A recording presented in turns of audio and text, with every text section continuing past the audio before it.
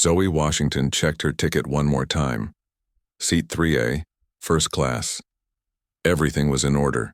She had to make it to this tech conference on time. At 19, she was already making waves in the computer engineering world, following in the footsteps of her father who had passed away last year. The inheritance had been substantial, but Zoe cared more about continuing his work than the money. She approached the gate for Celestial Airlines Flight 386, rolling her carry-on bag behind her. The sleek quantum laptop inside was worth more than a car. She had designed parts of it herself. Boarding for first class and priority members, announced the gate agent. Zoe stepped forward, ticket and ID ready. The agent smiled, scanned her boarding pass, and waved her through.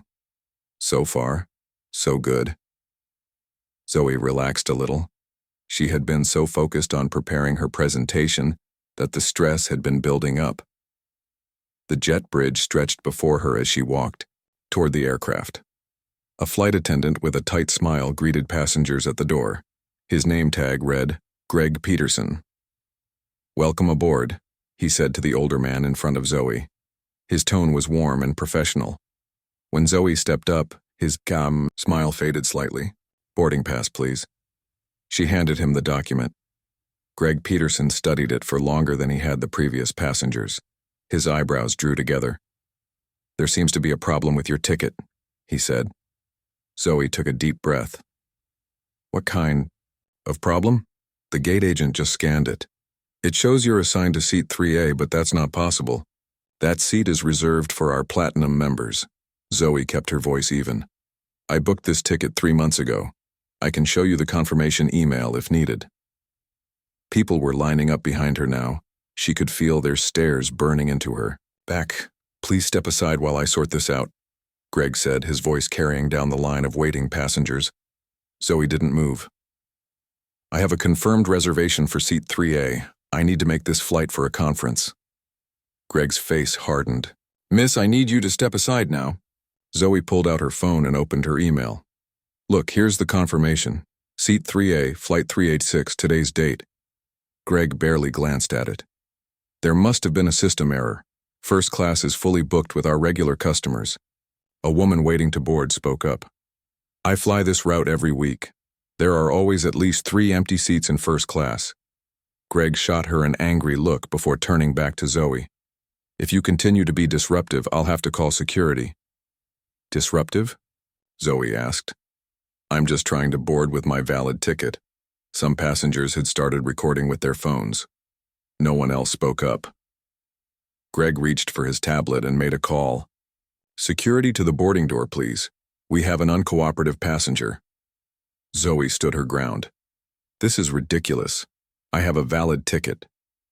As Greg turned the tablet to make the call, Zoe noticed something strange on the screen. Behind the flight manifest was code.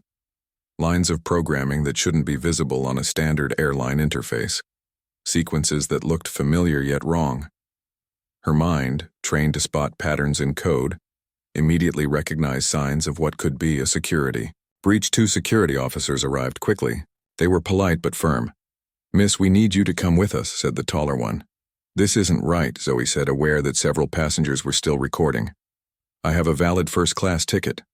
You can discuss it with the gate agent, but you need to come with us now," the security officer said. Zoe looked around at the other passengers. Some avoided her eyes. Others looked uncomfortable but said nothing. She knew when to pick her battles. "Fine," she said. "But I want this documented." As they led her away, Zoe kept thinking about those strange code sequences she had glimpsed on the flight attendant's tablet. Something wasn't right, and it wasn't just the way she'd been treated. Back in the terminal, the gate agent was apologetic, but unhelpful. "I'm sorry about the confusion, Miss Washington. The system shows your reservation, but the flight attendant has final say on boarding issues. We can book you on the next flight, which leaves in 4 hours." "That's too late for my conference," Zoe said. "This is unacceptable." The agent offered a voucher for food, which Zoe declined. She moved to a quiet corner of the terminal, her mind racing. The treatment had been unfair, but those code sequences bothered her even more. She opened her quantum laptop and connected to the airport's network. With her skills, bypassing basic security took seconds. She wasn't doing anything harmful, just looking. Within minutes, she found her way into Celestial Airlines network. Her father had always told her, "Zoe, your brain is the most powerful tool you have. Use it wisely." She had learned coding at his knee, and by 15, she could hack systems he had built, not to cause trouble, but to learn. 7 minutes after being removed from the plane, Zoe gasped at what she found. The airline's entire system was compromised. Hidden code had been planted throughout their network, code designed to activate during flights, potentially taking control of critical systems. And worse, no one at the airline seemed aware of it.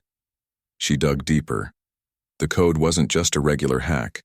Some elements were unlike anything she'd seen before, almost alien in structure. Then she found something that made her blood run cold, a small file labeled Arcturus Directive. Her father had mentioned Arcturus in his research notes most people had dismissed as the ramblings of a paranoid genius. He'd believed Earth was being watched by beings from that star system. Everyone thought it was the stress talking, or early onset dementia. But Zoe had never been convinced.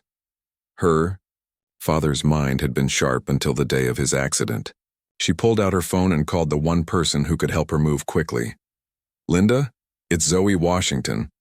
I need you to prepare for an emergency acquisition.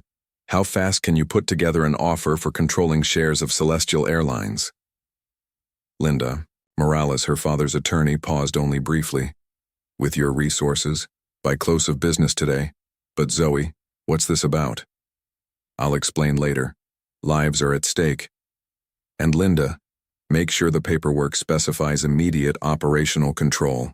Upon signing, Zoe ended the call and continued working. The discrimination she'd faced might have been a blessing in disguise. If she'd boarded that plane, she might never have discovered what was hiding in the airline's systems.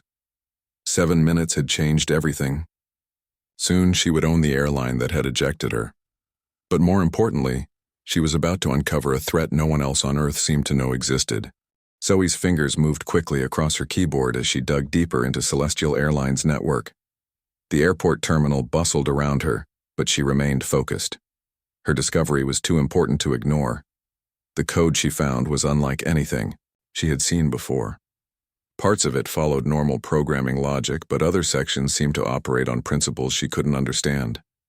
This matched what her father had described in his private research journals, technology with an alien structure that human programmers wouldn't create.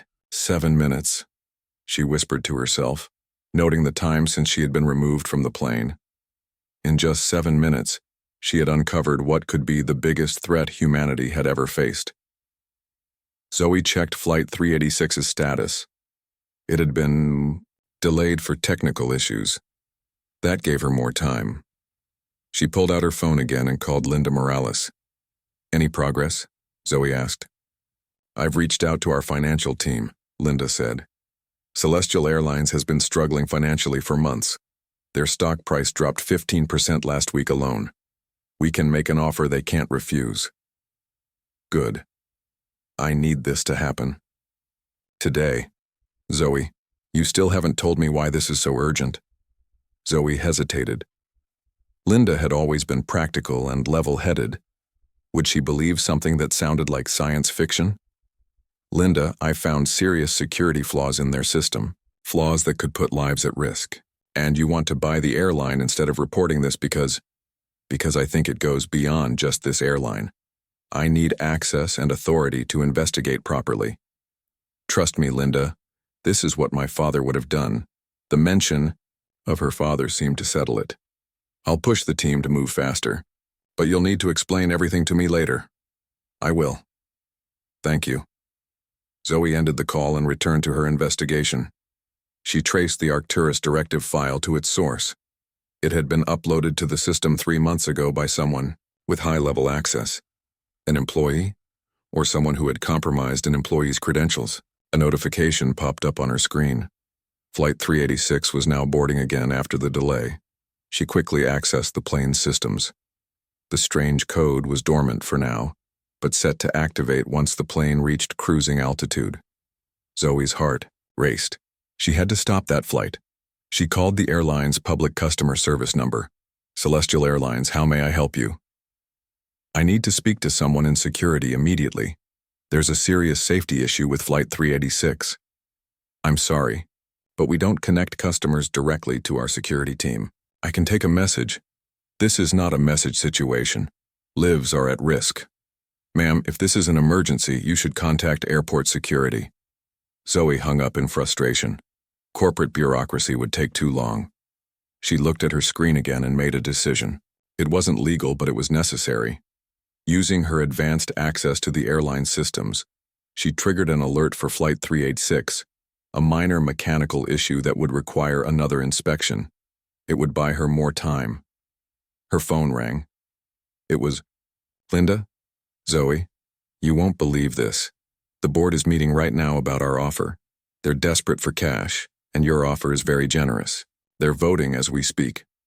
That's great news, Zoe said, still typing. Any idea how long before we know?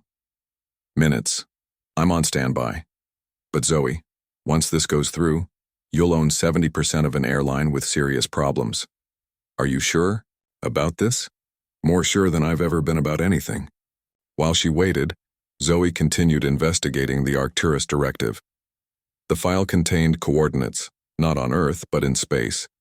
Specifically, the Arcturus star system, just as her father had suspected. It also contained timestamps for events, including today's date. Zoe's phone rang again. Linda sounded surprised. It's done. They accepted the offer. You now own controlling interest in Celestial Airlines. The papers are being signed electronically as we speak. I need immediate operational control, right now. Already included in the terms. You're officially the majority owner and emergency acting CEO until the board appoints someone else, which, since you control the board, could be never. Perfect. Email me all the access codes and authorization documents immediately. Zoe hung up and took a deep breath. 7 minutes after being kicked off a plane, she owned the airline, but there was no time to appreciate the irony. She called the airline's executive office using the private number now available to her.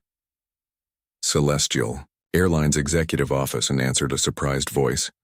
This is Zoe Washington, the new majority owner of Celestial Airlines. I need to speak to the head of operations and the chief of security right now. This is an emergency. There was a pause. Ms. Washington, we just received the ownership transfer notification, but there are protocols. Those protocols now answer to me. Get me those people now or you're fired. The urgency in her voice must have gotten through. Within minutes, she was speaking to Paul Davis, head of operations, and Susan Miller, chief of security. I need all flights grounded immediately, Zoe said. What? That's impossible, Paul sputtered. Your systems have been compromised. There's malicious code set to activate during flights. We need to ground everything until it's removed. Do you have proof of this? Susan asked, more calmly. I'm sending it to you now, Zoe said, packaging her findings into a file. The evidence is clear. If these planes stay in the air, people will die. Silence fell as they reviewed what she sent. I've never seen anything like this, Susan finally said. Where did you find it? That doesn't matter right now. What matters is stopping it. Paul's voice came back, shaken. I've issued the ground order. All flights are returning to their departure airports or diverting to the nearest safe landing site. Good, Zoe said. Now I need a secure room at headquarters with direct access to all systems. I'm coming in. Ms. Washington, Susan said cautiously. This code, it's not like normal malware. Some of these structures don't make sense. I know. That's why I bought your airline. Meet me at headquarters in 30 minutes and bring anyone who's had access to your main servers in the last 3 months. Zoe closed her laptop and gathered her things. The ejection from the plane had been humiliating, but it had put her exactly where she needed to be. If she had boarded, she might never have discovered the threat. As she left the terminal, she saw Greg Peterson, the flight attendant who had kicked her off, standing by the customer service desk. He looked confused as announcements about grounded flights echoed through the terminal. He had no idea that the young black woman he had removed from his plane now controlled his job and the entire airline. More importantly, he had no idea that she might be the only person on Earth who could stop what was coming. The Celestial Airlines headquarters buzzed with nervous energy. News of the emergency grounding of all flights had spread quickly. Stock prices were already dropping. Media outlets were calling non-stop. And now, employees watched as a young woman walked confidently through the main entrance. Zoe Washington ignored the stares as she was escorted to the executive floor. She had more important things to worry about than what people thought of her. Susan Miller, the chief of security, met her at the elevator. "Ms. Washington, we've set up the secure room you requested," Susan said, leading her down a hallway. "Has everyone I asked for been gathered?" "Yes. The IT team and executives are waiting." They entered a large conference room. About 20 people sat around a table looking confused and worried. Paul Davis, the head of operations, stood as they entered. "Everyone, this is Zoe Washington, our new majority owner," he announced. The room filled with whispers. Zoe didn't waste time. "Your airline has been compromised," she said, connecting her laptop to the room's display system. "This code has been planted throughout your network. It was designed to activate during flights and take control of critical systems." She showed them what she had found. Most looked lost, but a few tech employees leaned forward with growing concern. "How did you find this?" asked an older man wearing a badge that identified him as Jeff Brown, Chief Information Officer. "That's not important," Zoe replied. "What matters is stopping it and finding who put it there." "With all due respect, Ms. Washington," Jeff said, "it is important. You bought our company and found this breach in what, a few hours? That raises questions." Zoe stared at him. "I found it because I was looking. You weren't. Now, has anyone accessed these specific system areas in the last 3 months?" An uncomfortable silence fell over the room. "We had a system-wide upgrade 12 weeks ago," a younger IT worker said, "performed by Stellar Tech Solutions." "And who supervised that upgrade?" Zoe asked. Jeff Brown shifted in his seat. "I did," Zoe nodded. "I need to speak with Mr. Brown alone. Everyone else, start removing this code from your systems. Susan will coordinate." People filed out, some looking relieved to escape, others curious about what would happen next. When only Jeff remained, Zoe closed the door. "Mr. Brown, I'm going to ask you something important and I need an honest answer. Did you notice anything strange during that system upgrade?" Jeff looked down at his hands. There were some unusual modules that Stellar Tech insisted were necessary. When I questioned them, they showed me paperwork authorizing the additions, signed by our former CEO. "And you didn't think to verify this directly?" "I did," Jeff said, looking up. The CEO confirmed. It said it was part of a classified government security initiative, that I shouldn't document it or discuss it. Zoe's mind raced. This went higher than she expected. "Where is the former CEO now?" "He resigned 3 weeks ago. Took a job with a defense contractor. It was very sudden." Zoe made a note to have Linda investigate this connection. "And Stellar Tech Solutions?" "Never heard of them before the upgrade. Haven't heard from them since." "Probably a shell company," Zoe said, mostly to herself. She turned back to Jeff. "I need you to help remove this code and secure the systems." "Of course," he said, looking relieved to have shared his burden. Zoe's phone rang. It was Linda. "You're all over the news," Linda said, without greeting. "They're calling you the girl who bought an airline after being kicked off a plane. Care to explain why you grounded the entire fleet?" "Security issue. I was right, Linda. There's something big happening here." "Big enough to justify the hundreds of millions you just spent?" "Bigger," Zoe said. "I need you to investigate a defense contractor that recently hired the former CEO of Celestial." "Zoe, what exactly did you find?" Zoe hesitated. Even Linda might have trouble believing the full truth. "Evidence that someone is trying to sabotage commercial airlines. I think my father discovered the same thing before he died." There was silence on the line. Linda had known Frank Washington well.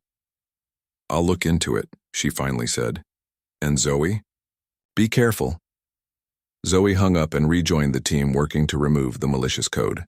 She needed to understand more about the Arcturus directive. She opened her father's encrypted research files, which had been secured on her laptop since his death, using a password only she would know, a combination of her birthday and the name of her childhood pet. She accessed the files.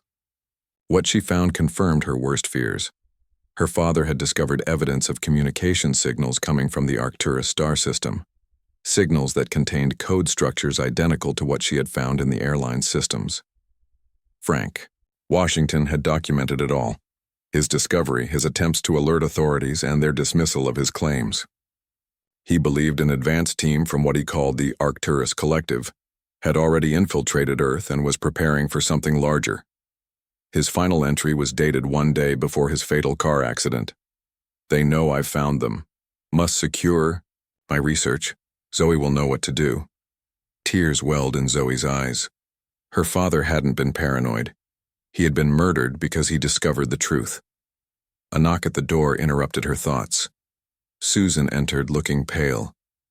We've removed most of the code, but we found something else. Access logs show someone tried to activate the program remotely just after we grounded the flights. Could you trace it? No. The signal bounced through too many servers. But we did find this. She handed Zoe a tablet showing a message in code. Zoe recognized it immediately. It matched patterns in her father's research, an Arcturus communication protocol. She ran it through her father's decryption algorithm. The message read, Operation compromised, accelerate timeline, initiate phase 2. What does it mean? Susan asked. It means we're running out of time, Zoe said. They know we found them. Zoe stood and addressed the room of workers.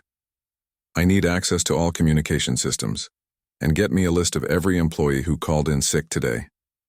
Why? Paul asked. Because we're looking for people who aren't who they claim to be, Zoe replied.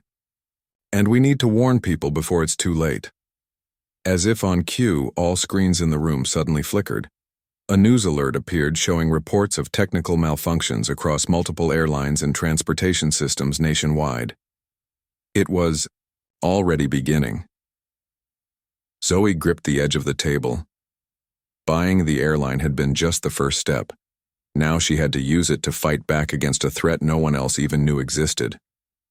And somewhere out there, the people who had killed her father were becoming aware of her too. She looked at the confused faces around her. How could she make them understand what they were up against? The discrimination she had faced on that plane now seemed trivial compared to the larger battle ahead. But if her father was right, humanity's survival might depend on what she did next. Zoe stared at the list of employees who had called in sick that day. 15 names. Was one of them connected to the Arcturus Collective? Or were they all innocent people with regular illnesses? I need background checks on all of these people, she told Susan. Look for anything unusual. Recent behavior changes, sudden financial windfalls, unexplained absences. Susan nodded and left to organize the investigation. Zoe turned her attention back to the screens, showing transportation failures across the country. Trains stopped between stations, traffic lights malfunctioning, and now reports of navigation systems failing on commercial ships. Paul Davis entered the room looking worried. The media is demanding a statement about the grounding, and the FAA is threatening to fine us for every canceled flight. Tell them, it's a security issue we discovered during routine maintenance, Zoe said. No specifics, and have our legal team deal with the FAA. Paul hesitated. Ms. Washington, with all respect, the company is losing millions by the hour. The board is meeting in 30 minutes to discuss the situation. They might try to challenge your control. Zoe had expected this. Tell them I'll join the meeting. And Paul, I need you to do something else. Find out everything you can about Greg Peterson, the flight attendant who removed you from the plane. Yes, I want his employment history, performance reviews, and recent behavior patterns. After Paul left, Zoe opened a secure channel to Linda. Did you find anything on the former CEO? Plenty, Linda said. William Carter left Celestial to join Frontier Defense Systems. They're a private military contractor that appeared just 2 years ago but has already secured several classified government contracts. Any connection to Stellar Tech Solutions? They share an office building. Different floors, different company registrations, but the same owner on paper. A holding company based in the Cayman Islands. That can't be a coincidence, Zoe said. Can you get me access to Carter? Already working on it. There's something else. Your father had a meeting scheduled with Carter the day before he died. Zoe felt a chill. Did they meet? According to Carter's assistant, your father never showed up because he had been killed before he could. Zoe was sure of it now. Linda, I need you to pull together a team of our most trusted people. Engineers, security experts, programmers, people my father trusted. For what? I'll explain when you get here. Come to Celestial headquarters. Zoe ended the call and prepared for the board meeting. She needed to buy more time. The boardroom fell silent when she entered. 10 men and 2 women, all older than her, all looking either concerned or hostile. Ms. Washington, began Harold Jenkins, the board chairman, we appreciate your investment in our company, but the sudden grounding of our entire fleet without proper consultation was necessary, Zoe interrupted, and saved countless lives. She connected her laptop to the room's display system and showed them what she had found. The malicious code, the attempted remote activation, the pattern of transportation failures happening nationwide. This isn't just about Celestial, she explained. Someone is targeting all major transportation systems. We caught it first, which means we have a chance to stop it. This is concerning, said Nancy Lewis, one of the few board members who seemed genuinely alarmed, rather than just worried about profits. But why not involve the authorities? Because we don't know who we can trust, Zoe said. The code was introduced during an upgrade authorized by your former CEO, who now works for a defense contractor with suspicious connections. Murmurs filled the room. Zoe continued. I need 48 hours to secure our systems and investigate further. After that, we can decide on next steps. The board reluctantly agreed, more from shock than conviction. As they filed out, Harold Jenkins stopped beside her. Your father was a brilliant man, he said quietly. If you're half as smart as he was, we might stand a chance. Zoe was surprised. You knew my father? We worked together at MIT years ago. He warned me about something like this 6 months before he died. I didn't believe him then, I'm sorry. This was unexpected. What exactly did he tell you? That he had found evidence of non-human intelligence influencing Earth's technology. I thought grief over your mother's death had affected his mind. Zoe studied Jenkins carefully. Why didn't you mention this earlier? Would you have admitted believing in aliens in front of the board? He handed her a small flash drive. Frank gave me this. Said to keep it safe and give it to you if anything happened to him. I've kept my word. After Jenkins left, Zoe immediately plugged the drive into her secure laptop. It contained a video message from her father, dated 1 week before his death. Frank. Washington looked tired but determined in the recording. Zoe, if you're watching this, then I was right about the danger. The Arcturus Collective isn't just observing us, they're infiltrating. Their technology allows them to install neural implants in humans, turning them into unwitting agents. These people appear normal but can be activated to perform specific tasks when needed. Zoe felt sick. People being controlled without their knowledge? Her father continued. I've identified 3 entry vectors they're using: transportation systems, communication networks, and power grids. The goal seems to be creating chaos before their main arrival. I've developed countermeasures but need more time. The video cut off abruptly. Zoe checked the drive for more files and found encrypted data that would take time to decode. Susan burst into the room. We found something. Greg Peterson, the flight attendant who removed you from the plane, he has no history. Before 5 years ago, his background check was approved by William Carter personally, bypassing normal protocols. Get him here, now.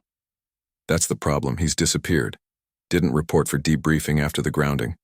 His apartment is empty, like he never really lived there. Zoe understood now. He was one of them. or controlled by them. One of who? Before Zoe could answer, her phone rang. It was Paul. Ms. Washington, you need to see this. Every screen in the building just changed to show the same message. Zoe rushed to the operations center. Every monitor displayed the same text in glowing blue letters. We know who you are, daughter of Washington.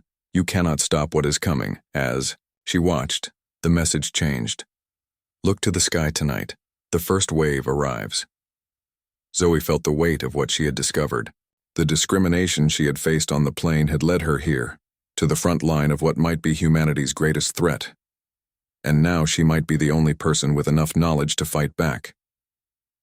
Get Linda and her team here immediately, she told Paul, and find me everything my father ever worked on regarding signal blocking technology. The clock was ticking. Whatever was coming, Zoe needed to be ready. Night fell over the city as Zoe worked frantically in the command center she had set up at Celestial Airlines headquarters. Linda had arrived with a team of trusted experts, people who had worked with her father on his most secretive projects. Carol Matthews, a former NASA engineer, studied the data from the flash drive Jenkins had given Zoe. Your father was brilliant, Carol said. He discovered that the Arcturus signals operate on a unique frequency that can penetrate our technology, but remain undetected by conventional scanners. Can we block it? Zoe asked. Better, Carol replied. We can trace it back to its source and disrupt it. Your father was developing a countermeasure before he died. Derek Johnson, an Air Force pilot who had been recruited by Frank Washington after reporting a strange sighting during a mission, pointed to a map on the main screen. Transport disruptions are spreading, he said. But they follow a pattern. All affected systems form concentric circles around these 12 points. The map showed 12 locations across the country where the disruptions seemed to originate. Relay stations, Zoe realized. They're amplifying the signal from somewhere else. Sam Rivera, a cybersecurity expert who had been one of her father's students, looked up from his computer. I finished decoding the rest of your father's files. He believed the main control center is located here. He pointed to a spot in the Nevada desert. A government facility? Linda asked. No, Sam said. It's private land owned by Frontier Defense Systems, Zoe finished for him, where William Carter works now. The pieces were fitting together. Carter had allowed the alien code to be installed in Celestial Systems. He had approved Greg Peterson's background check despite the irregularities, and he had scheduled a meeting with her father just before his death. We need to neutralize those relay stations, Zoe said. But how? We can't reach all 12 locations in time. Carol smiled. We have a fleet of airplanes. Zoe understood immediately. We can equip planes with signal jammers and fly them to each location. Exactly, Carol said. Your father designed a portable jammer that could disrupt the Arcturus frequency. The blueprints are in these files. If we can build 12 of them and install them on planes, we could cut off their control network. How quickly can we build them? Zoe asked. With the right parts, a few hours, Carol replied. Zoe turned to Linda. Use whatever funds necessary. Get the components delivered here immediately. As her team worked, Zoe received an alert. News channels worldwide were reporting strange lights in the sky. Video showed glowing objects hovering over major cities. They're not hiding anymore, Derek said, watching the footage. Because they think they've won, Zoe replied. They don't know we've discovered how to stop them. 4 hours later, 12 Celestial Airlines planes were being prepared for takeoff. Each carried a hastily constructed signal jammer and a small team to operate it. Derek would pilot the lead plane. As Zoe supervised the loading of the final jammer, security alerted her to a visitor. Greg Peterson had been found trying to enter the building. Bring him to me, Zoe ordered. With guards. Greg looked confused when brought before her. His eyes darted around nervously. Ms. Washington, he said. I don't understand what's happening. I woke up in a motel room with no memory of how I got there. Zoe studied him carefully. Do you remember removing me from Flight 386? I remember boarding passengers, then nothing until I woke up today. His voice shook. There are gaps in my memory going back months. Please, What's happening to me? Carol approached with a handheld scanner she had built using Frank Washington's designs. She ran it over Greg's head. He has one, she confirmed. Neural implant, just like your father described, located near the brainstem. Greg's eyes widened, in fear. What's she talking about? What's in my head? You've been used, Zoe explained. Something was placed inside you that can control your actions. You didn't choose to remove me from that plane. You were made to do it. Why? Greg asked, his voice barely a whisper. Because I might have boarded that flight and never discovered what was happening. Instead, you ejected me and I found the truth in time to fight back. Carol showed Zoe the scanner readings. The implant is dormant now. They probably shut it down when they realized he had failed. Zoe made a decision. Can you remove it? Not here, Carol said, but we can block its signal so it can't be reactivated. After, Carol placed a small device on Greg's neck. Zoe explained everything to him. The Arcturus Collective, their plan to disrupt Earth's systems before invasion, and how they had used him. I want to help, Greg said when she finished. Zoe considered this. You will. By telling your story when this is over. People need to know what happened. The final preparations were complete. 12 planes were ready for takeoff, each headed to a different relay station. Zoe would fly with Derek in the lead plane to the main control center in Nevada. Before boarding, she addressed the teams. What we do tonight will determine the future of our world. The Arcturus Collective thought humans would be easy to conquer. They thought they could turn us against each other, use our own technology to create chaos. They were wrong. She looked at the diverse group before her, pilots, engineers, security experts, and airline staff, all united against a common threat. We come from different backgrounds, different experiences. I faced discrimination today that led me here. But our differences make us stronger, not weaker. The Arcturus Collective doesn't understand that. It's why they'll fail. As they took off into the night sky, Zoe watched the city lights below. Somewhere up there, the first wave of the invasion. Force was waiting, but they wouldn't find an easy target.